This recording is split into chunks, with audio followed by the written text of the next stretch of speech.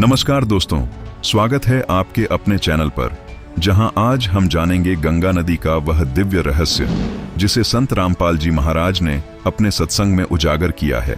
गंगा नदी केवल एक भौतिक जलधारा नहीं है, बल्कि सतलोक की पवित्रता और शाश्वतता का प्रतीक है। क्या आप जानते हैं कि गंगा इस बात को प्रमाणित करती है कि सतलोक में कोई भी वस्तु कभी खराब नहीं होती? आइए इस अद्भुत सत्य को विस्तार से समझते हैं। मृत्युंजय महारुद्र त्राहि मां शरणागतम् जन्म मृत्यु जरा व्याधि मुच्यते कर्म बंधने।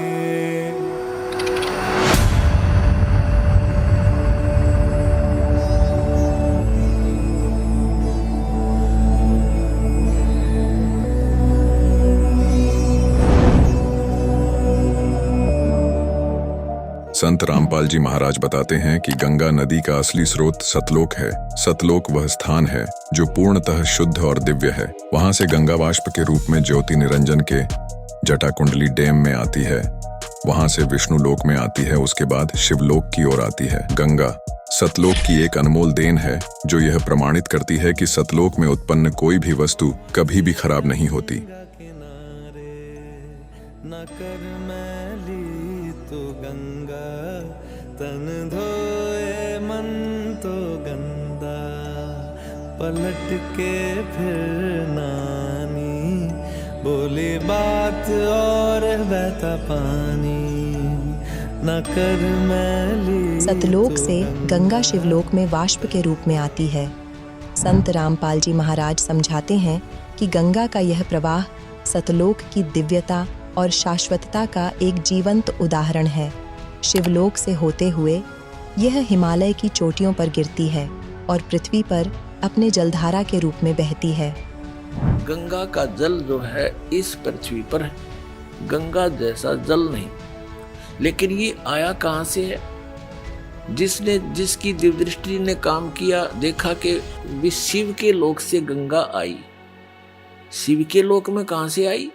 विष्णु के लोक से आई। इससे आगे इनकी बुद्धि काम नहीं करती। विष्णु के लोक में कहां से आई? इस ज्योति निरंजन के पास एक ऐसा डैम है, बहुत बड़ा डैम है जिसको जटाकुंडली डैम कहते हैं, वो सरोवर कहते हैं।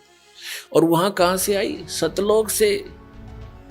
सतलोक से गंगा का जो जल है सतलोक का एक सैंपल है कि ऐसे पदार्थ हैं वहाँ कभी खराब नहीं होते। दूध भी ऐसा है, दही के भरे हुए वहाँ पर सब ऐसे सरोवर हैं, सब व्यवस्था उपलब्ध है वहाँ पर, तो वो खराब नहीं होते। जैसे इस यहाँ के लोक में और सब पदार्थ नाश हो जाते हैं, वो खराब हो जाते हैं, गंगा जल खराब नहीं होता। ये सतलोक से आया हुआ एक सैंपल है आपके लिए कि ऐसे पदार्थ हैं वहाँ पर जहां आपको वापस जाना है, जहां से आप आए हो। हिमालय पर गंगा वाष्प से जलधारा का रूप लेती है। यह प्रवाह यह दिखाता है कि सतलोक की कोई भी वस्तु, चाहे वह किसी भी रूप में परिवर्तित हो, अपनी शुद्धता और दिव्यता को बनाए रखती है। गंगा नदी हजारों वर्षों से प्रवाहित हो रही है और आज भी इसकी पवित्रता में कोई कमी नहीं आई है। गंगा नदी इस बात का सबसे बड़ा प्रमाण है कि सतलोक में उत्पन्न कोई भी वस्तु कभी खराब नहीं होती। गंगा नदी हजारों वर्षों से बह रही है, लेकिन इसकी शुद्धता, पवित्रता और दिव्यता आज भी वैसी ही बनी हुई है।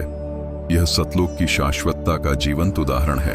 करम जिसे पुकारे वो पहुँचे गंगा किनारे।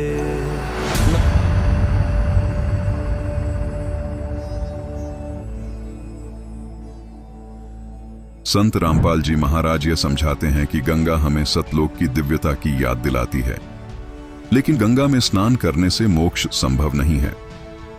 गीता अध्याय 4 श्लोक 34 में भी कहा है कि मोक्ष प्राप्त करने के लिए सच्चे संत की शरण में जाना अनिवार्य है।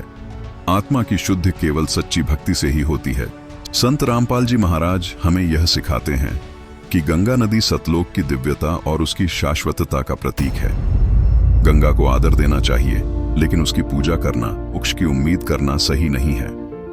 हमें सतगुरु के ज्ञान और सतनाम की भक्ति से अपनी आत्मा को पवित्र करना होगा।